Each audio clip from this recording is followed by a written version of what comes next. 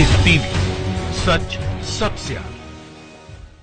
दोस्तों स्वागत है आपका द लाइव टीवी में। मैं अब्बास हफीज हूं। दिल्ली की एक घटना ने अरविंद केजरीवाल और उनकी सरकार को पूरी तरह से बेनकाब कर दिया है। दोस्तों क्या आप कल्पना कर सकते हैं कि एक मुस्लिम प्रोफेसर की मौत दिल्ली में इसलिए हो गई क्योंकि एक एक करके 6 अस्पतालों ने उसको देखने से मना कर दिया, उसको अपने अस्पताल में दाखिल होने से मना कर दिया। यह मामला हुआ है प्रोफेसर वली अख्तर के साथ। प्रोफेसर वली अख्तर जो दिल्ली यूनिवर्सिटी के अरबिक डिपार्टमेंट के हेड थे, उन्होंने कोरोना के सिम्टम्स को महसूस किया। कुछ दिन पहले तेज बुखार आया, जिसके बाद वो इलाज कराने अपने परिवार के साथ बाहर निकले, लेकिन दिल्ली के बड़े बड़े नामचीन अस्पतालों ने एक के बाद एक उनको अंदर लेने से मना कर दिया, यहां तक कि उनकी जांच करने से मना कर दिया। आखिरकार उनकी हालत बिगड़ती गई और उनकी मौत हो गई। इस मौत का जिम्मेदार कौन है? कि दिल्ली स्वास्थ्य विभाग जिम्मेदार नहीं है? या क्या कहेंगे अरविंद केजरीवाल इस बात के ऊपर? इस मामले पे वो खामोश हैं, क्योंकि आज तक हर मामले पे जो पुलिस का होता था, अरविंद केजरीवाल के पास एक बहाना होता था दोस्तों कि दिल्ली पुलिस मेरे अंडर में नहीं आती, अमित शाह के अंडर में आती है। दिल्ली का स्वास्थ्य विभाग दिल्ली की आम आदमी पार्टी सरकार के अंडर में आता है। जहां पर यह घटना घटी, जवाबदेही किसकी बनती है आप सब समझ सकते हैं। कैसे एक मुस्लिम प्रोफेसर की मौत हो गई जिसको इलाज नहीं मिल पाया देश की राजधानी दिल्ली में, अरविंद केजरीवाल सरकार में। ऐसा भेदभाव देखने को मिला, लेकिन चुप्पी साधी हुई है किसने? अरविंद केजरीवाल और उनकी सरकार ने। लोग सवाल करने लगे हैं कि अरविंद केजरीवाल और सरकार, उनकी जो सरकार है वो भाजपा के रास्ते पर चलने लगी है। जवाब आपके पास नहीं होगा, जवाब हम आपको देंगे। इस पूरे वीडियो के अंदर हम कई तीखे सवाल खड़े करेंगे अरविंद केजरीवाल के ऊपर और आप समझ जाएंगे कि अरविंद केजरीवाल कहां है और किसके साथ है। दोस्तों मामला थोड़ा पीछे जाना पड़ेगा। मामला शुरू होता है दिल्ली के चुनाव से पहले सीएए एनआरसी आंदोलनों से। सीएए एनआरसी का आंदोलन, जहां पर कांग्रेस और तमाम पार्टीज सीएए एनआरसी वाले का जो विरोध कर रहे थे उनके साथ खड़ी थी। वहीं पर अरविंद केजरीवाल शाहीन बाग और मौजपुर के मामले जो उनके दिल्ली प्रदेश में हो रहे थे, वहां पर जाने से भी कतरा रहे थे, शाहीन बाग का पक्ष देने से भी कतरा रहे थे। अपना जो राय थी वो स्पष्ट नहीं कर रहे थे, ताकि न मुस्लिम छूटे, न हिंदू छूटे, न हार्डकोर मुस्लिम छूटे, न हार्डकोर हिंदू छूटे। उनसे चुनाव हो गया। लोगों ने कहा कि चुनाव तक अगर अरविंद केजरीवाल कुछ बोलेंगे सीए एनआरसी के ऊपर तो उसका फायदा भाजपा को मिलेगा। लोगों का कहना था कि चुनाव जीतने के बाद ही सीधे अरविंद केजरीवाल शाहीन बाग जाएंगे और अपना समर्थन देंगे उनको। पर हुआ सब कुछ इसका उल्टा। न अरविंद केजरीवाल शाहीन बाग गए, न अरविंद केजरीवाल सीए एनआरसी के खिलाफ बोले। यहां तक कि इससे पहले की एक घटना भी याद आती है इसके ऊपर कि आपको याद होगा कि धारा 370 का जब खत्म करने की कार्यवाही, कश्मीर को अलग अलग यूनियन टेरिटरी के अंदर बांटने की कार्यवाही, बांटने की बहस चल रही थी और वोटिंग चल रही थी दिल्ली के राज्यसभा के अंदर, देश की राज्यसभा में, देश के राज्यसभा के अंदर उस पूरे के पूरे बिल पे मोहर लगनी थी। वहां पर अरविंद केजरीवाल की पार्टी के तीनों सांसदों ने भाजपा के हित में वोट डाला था और यह कहा था कि हम इस हित में हैं कि जम्मू कश्मीर को स्टेट से यूनियन टेरिटरी बना दिया जाए, अलग अलग कर दिया जाए। वो अरविंद केजरीवाल जो अपनी लड़ाई ये बता के लड़ते हैं कि मेरी लड़ाई है दिल्ली को यूनियन टेरिटरी से प्रदेश का दर्जा दिलाने की, वही अरविंद केजरीवाल के सांसद जम्मू कश्मीर को प्रदेश से यूनियन टेरिटरी बनाने के लिए वोट डाल रहे थे। कैसे दो चेहरे के लोग हैं आप समझ सकते हैं। उसके बाद सीए एनआरसी के ऊपर जो गिरफ्तारियां हुई, प्रदर्शनकारियों को जेल में डाला गया। सपूरा जरगर प्रेग्नेंट लेडी जो प्रोटेस्ट में थी उनको जेल में आज तक बंद किया हुआ है, पर अरविंद केजरीवाल की मुंह से आवाज नहीं निकल रही है। अरविंद केजरीवाल खामोश हैं और उनकी खामोशी बहुत कुछ बयान कर रही है। और एक और घटना ऐसी घटी कि कुछ महीने पहले कन्हैया कुमार के ऊपर देशद्रोह का मुकदमा चलाने के लिए दिल्ली सरकार, केजरीवाल सरकार की अनुमति चाहिए थी।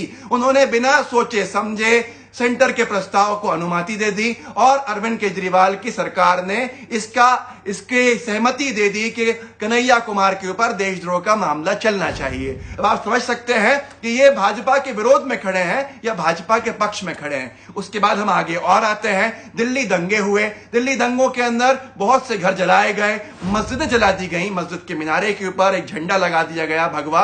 अरविंद केजरीवाल न उन इलाकों में गए, न लोगों से मिले जो पीड़ित थे, न लोगों की आवाज उठाई। बस ये कह के अपनी बात काटते रहे, अपने आप को संभालते रहे, अपने आप को बचाते रहे कि दिल्ली पुलिस मेरे अंडर में नहीं आती, मैं कैसे एफआईआर के आदेश दे दूंगा, मैं कैसे कार्रवाई के आदेश दे दूंगा। अब यहां पर मामला यह हुआ कि दिल्ली दंगों की कार्रवाई भी एक पक्ष की दिखी। दोस्तों छोड़ो कि दिल्ली में अरविंद केजरीवाल दंगे के अंदर मुसलमानों के समर्थन में नहीं आए, दिल्ली में हिंदू मुसलमान विवाद को नहीं रोका, ठीक है, लेकिन आगे अपने खुद के पार्षद के समर्थन में भी नहीं उतरे, क्योंकि वो पार्षद मुसलमान था। ताहिर हुसैन की छत का इस्तेमाल हुआ दोस्तों, इसलिए उसको मास्टरमाइंड कह दिया। अरविंद केजरीवाल के मुंह से यह तक नहीं निकला कि भाई ऐसा ही मोहन नरसिंह होम की छत का भी तो इस्तेमाल हुआ, उसके मालिकों को भी तो पकड़ो, क्योंकि वो मालिक भाजपा ही हैं। अरविंद केजरीवाल खामोश हैं। अब ये खामोशी कितनी क्या कुछ बयान करती है आप समझ सकते हैं दोस्तों कि कैसा व्यक्ति है ये आदमी। यहां तक कि दिल्ली के एक जज ने यह कह दिया पेशी में कि आपकी पुलिस की कार्रवाई एक पक्षी जाती हुई दिख रही है, इसमें भेदभाव दिख रहा है, पर अरविंद केजरीवाल खामोश रहे, उन्होंने कुछ नहीं बोला। जो अरविंद केजरीवाल दिल्ली दंगों के अंदर यह कह रहे थे कि एफआईआर के आदेश मैं कैसे दे सकता हूं, जैसे ही कोरोना संकट काल में मरकज का मामला सामने आया तो सबसे पहले पहुंचे अरविंद केजरीवाल। उन्होंने कहा कि मरकज और मरकज के अधिकारियों के ऊपर एफआईआर दर्ज होनी चाहिए, और उन्हीं के बाद मौलाना साद पे एफआईआर दर्ज हुई, मरकज के दूसरे अधिकारियों पे एफआईआर दर्ज हुई। वो अरविंद केजरीवाल आज एफआईआर के आदेश देने लगे। ये हैरत की बात है, यह चौंका देने वाली बात है। आपको समझ में आ गया होगा अब तक कि अरविंद केजरीवाल भाजपा विरोधी हैं या भाजपा के साथी हैं। आज बहुत से लोग इनको बी टीम कहते हैं भाजपा की, लेकिन लोग यकीन नहीं करते दोस्तों। और भी ऐसी घटनाएं घटी हैं जिससे कि यह साफ साबित होता है कि अरविंद केजरीवाल भाजपा के रास्ते पे चल गए हैं। लेकिन बहुत से लोगों को याद करना पड़ेगा अरविंद केजरीवाल की शुरुआत कहां से हुई है। दोस्तों अरविंद केजरीवाल की शुरुआत ही भाजपा से हुई है एक तरह से। वो भाजपा जिसने अन्ना हजारे का पूरा आंदोलन चालू करवाया दिल्ली में, कांग्रेस की बनी बनाई सरकार को एक तरह से अगले आने वाले चुनाव के अंदर हराने के लिए। वो अन्ना हजारे के साथ थे अरविंद केजरीवाल, मनीष सिसोदिया, किरण बेदी, शाजिया इल्मी, कुमार विश्वास, ये तमाम लोग। अन्ना हजारे भाजपा की सरकार बनने के बाद गायब हो गए और अरविंद केजरीवाल कांग्रेस की सरकार, शीला दीक्षित की सरकार गिराने के लिए अपनी पार्टी बना के मैदान में कूद पड़े, ये कहते हुए कि वो तो भाजपा विरोधी हैं, लेकिन उन्होंने कांग्रेस को नुकसान पहुंचाया, ना कि भारतीय जनता पार्टी को। भारतीय जनता पार्टी ने उनको कैसे फायदा पहुंचाया, उनके खिलाफ किरण बेदी को मुख्यमंत्री का चेहरा बना दिया। वो किरण बेदी जो भाजपा में कहीं पर भी एक्सेप्टेबल नहीं थी, जिसका सीधा सीधा फायदा अरविंद केजरीवाल को हुआ और प्रचंड बहुमत से जीत गए। मामला नुकसान वहां भाजपा का नहीं हुआ, भाजपा के विधायक फिर भी रहे, कांग्रेस के हर एक विधायक खत्म हो गए, क्योंकि अल्पसंख्यक समाज का पूरा वोट भारतीय जनता पार्टी की वजह से अरविंद केजरीवाल की तरफ डाइवर्ट हो गया।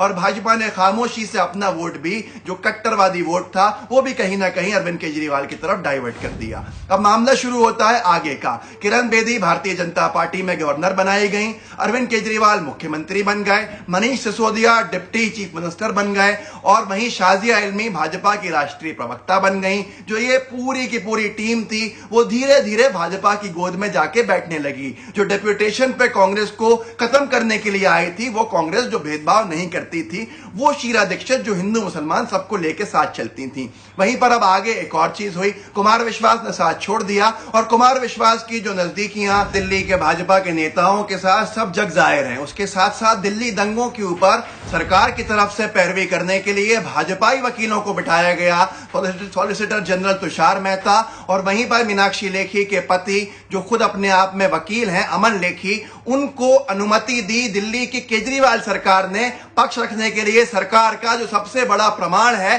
कि भारतीय जनता पार्टी के साथ अरविंद केजरीवाल खड़े हैं और उनके लिए आगे बढ़ते जाते हैं, उनको आगे बढ़ाते जाते हैं। दिल्ली के मुसलमान परेशान हुए दंगों के अंदर, केजरीवाल खामोश। दिल्ली के लोग परेशान हुए सीए एनआरसी के अंदर, केजरीवाल खामोश। जो बर्बरता बरस सकती थी केंद्र सरकार, उसने काम किए अपने, केजरीवाल ने कुछ नहीं कहा। कन्हैया कुमार के ऊपर देशद्रोह का मामला मैंने आपको बताया, चलाने के लिए अनुमति केजरीवाल सरकार ने दी। वहीं पर दिल्ली दंगे के अंदर जो पीड़ित लोग थे, उनके मुआवजे तक की बात केजरीवाल सरकार ने ठीक से नहीं करी। यहां तक कि एक पक्षी कार्रवाई के ऊपर भी वो एक लफ्ज नहीं बोल रहे हैं। ऐसी महिलाएं जेल के अंदर हैं जो मुस्लिम महिलाएं हैं, उनको छुड़ाने के लिए केजरीवाल ने एक लफ्ज नहीं बोला है। तो सीधे सीधे समझ में आता है कि कौन भारतीय जनता पार्टी के साथ है और कौन भाजपा की बी टीम है। फैसला आपके हाथ में है, आप कर सकते हैं, कीजिए। लेकिन ये सारी स्थिति भयावह है। एक और घटना घटी है कि कचरे के डब्बे में से शव मिला, वो भी केजरीवाल सरकार में हुआ। कोरोना के अंदर जिस तरह से जुल्म ज्यादतियां और सांप्रदायिकता बढ़ी, उस सब में केजरीवाल मौन रहे। फैसला आपके हाथ में है, सोचिए समझिए कीजिए। अगर आपको सही लगे तो इस वीडियो को आगे बढ़ाइए, चैनल का बेल आइकन जरूर दबाइए। जय हिंद, जय भारत। लाइव टीवी, सच सबसे आगे।